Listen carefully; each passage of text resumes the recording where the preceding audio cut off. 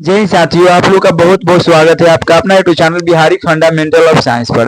तो आज के इस क्लास में मैं आप सभी को सर्वनाम पढ़ाएंगे और यह सभी क्लास के लिए 6 से लेकर 12th या 12 से भी और आगे ग्रेजुएशन में ग्रेजुएशन पास है तो उन सभी के लिए वीडियो है। तो इस वीडियो को आप लोग जरूर देखिएगा और इस वीडियो को लाइक कर दीजिएगा और प्यारा सा कमेंट करिएगा। अगर इसका पीडीएफ नोट्स लेना चाहते हैं तो आप लोग को नंबर डिस्क्रिप्शन में दिया है, डिस्क्रिप्शन नहीं आप लोग को चैनल के बैनर में दिया है, उस पर से आप लोग कॉन्टेक्ट करेंगे तो आप लोग को दे दिया जाएगा पीडीएफ नोट्स। तो चलिए आज की इस वीडियो में समझेंगे सर्वनाम यानी प्रोनाउन किसे प्रोनाउन किसे कहते हैं इंग्लिश में। सर्वनाम किसे कहते हैं? संज्ञा के स्थान पर प्रयुक्त होने वाले शब्दों को सर्वनाम कहते हैं। संज्ञा के स्थान पर जैसे जैसे राम गोरा है, राम काला है, राम उजला है, तो उसके जगह क्या कर लिखेंगे? वह काला है, वह उजला है, वह खाता है, वह जाता है। जैसे मैं वह वे यह इसे क्या है? जैसे में हो गया मैं वह वे दे ए, इसे है जो क्या है? इसे है जो सर्वनाम है। तो संज्ञा के स्थान पर इसे प्रयोग होगा। संज्ञा के स्थान पर प्रयोग होने वाले शब्दों को सर्वनाम कहते हैं। जैसे कि हम आप लोग को एग्जाम्पल में बता रहे, जैसे कि राम काला है, राम खाता है, राम सोएगा, तो यहाँ राम राम बार बार जो रिपीट हो रहा है उसके बदले में हम लोग लिख सकते हो कि वो काला है, वो खाता है, वो जाता है, वो खेलता है।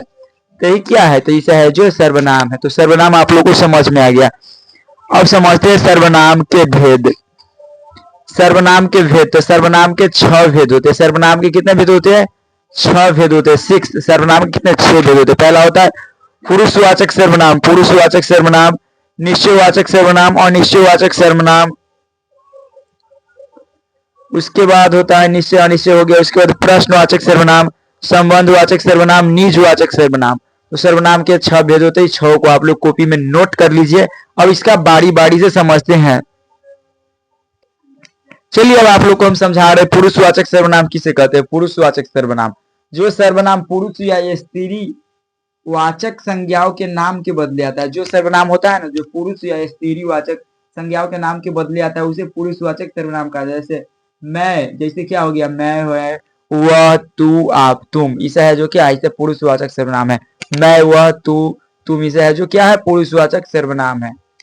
जो पर्सन से रिलेट करता है, जो पर्सन से रिलेट करता है, जैसे आप लोग पर्सनल प्रोनाउन में पढ़ेंगे तो इसमें I, we, you, they, he, she, it. जैसे पर्सन में क्या हो गया? मैं हो गया, वह, तुम, आप, बे, दे हो गया, बे हो गया, ए हो गया। ऐसा क्या है? जो इसे है जो पर्सनल प्रोनाउन। हम हो गए, तुम, आप, तुम्हारा, इसे है जो पर्सनल प्रोनाउन यानी पुरुषवाचक सर्वनाम है। तो पुरुषवाचक सर्वनाम में जितना I, we, you, they, he, she, it, इसे है जो पर्सनल प्रोनाउन के अंतर्गत आता है, जिसको हम लोग हिंदी में पुरुषवाचक सर्वनाम कहते हैं। तो इस सभी को आप लोग याद कर लीजिएगा। क्या होता है? आई होता है, बी होता है, यू होता है, तो ऐसा है। तो ये आप लोग को समझ में आ गया। उसके बाद निजवाचक सर्वनाम किसे कहते हैं? निश्चयवाचक, निश्चयवाचक सर्वनाम जिससे निश्चित व्यक्ति, वस्तु या भाव का बोध हो। जिससे जैसे जिससे निश्चित व्यक्ति या निश्चित व्यक्ति, वस्तु या भाव का बोध हो, उसे निजवाचक सर्वनाम कहते हैं। जैसे यह, वह, ए और वे। तो इसे क्या है? दिस, डैट, डेज, डोज, इसे आप लोग पढ़े होंगे। दिस, डैट, डेज, डोज निजवाचक सर्वनाम डेमोन्स्ट्रेटिव प्रोनाउन में दिस, डैट, डेज, डोज। तो इसको निजवाचक, जैसे यह राम है, अगर हम लोग बोलेंगे, जैसे एग्जाम्पल में देखिए, इसे बोल रहे हैं कि यह राम है। क्या है? यह राम है, यह राम है। तो हम लोग निश्चित बोल रहे हैं क्या क्या है? राम है। इसे बोलेंगे कि वह श्याम है, वह गेंद है, वह चोर है, तो हम लोग क्या बोलेंगे? निश्चित है कि वह चोर है। वे लोग अच्छे हैं, तो इससे क्या होगा? हम निश्चित बोल रहे हैं कि वो लोग अच्छे हैं। अब बोलेंगे वे लोग बुरे हैं, तो क्या है? निश्चित है कि वे लोग बुरे हैं। तो निश्चयवाचक में निश्चितता का बोध होता है, निश्चित का बोध होता है कि निश्चित है, मतलब एकदम फिक्स है कि वो है। तो आप लोग को निजवाचक और पुरुषवाचक सर्वनाम समझ में आ गया होगा बढ़िया तरीका से। अगर समझ में नहीं आया तो आप लोग कमेंट कर दीजिएगा। चलिए अब समझाते हैं आप लोग को अनिश्चयवाचक सर्वनाम। अनिश्चयवाचक सर्वनाम को आप लोग को हम समझा रहे हैं। देखिए अनिश्चयवाचक सर्वनाम को समझते हैं। अनिश्चय मतलब क्या होता है? अनिश्चित।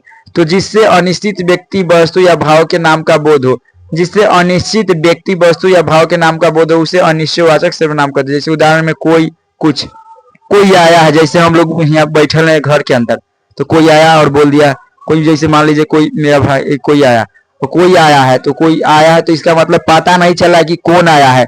कुछ खा लो, तो इसे पता चल रहा है कि क्या खाना है, कुछ खा लो। कोई तैर रहा है, तो इसे पता चल रहा है कि कौन तैरा है, तो इसमें अनिश्चित होगा।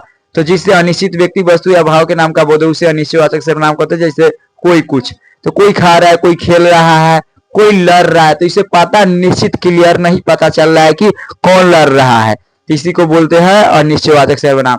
जहां पर कोई और कुछ लगल रहेगा तो उसको बोलेंगे अनिश्चयवाचक सर्वनाम। इसको आप लोग जरूर याद कर लीजिएगा। अब अगला है संबंधवाचक सर्वनाम किसे कहते हैं। संबंधवाचक सर्वनाम, जिस सर्वनाम से वाक्य में आए संज्ञा का बोध स्थापित किया जाए उसे संबंधवाचक सर्वनाम कहते हैं।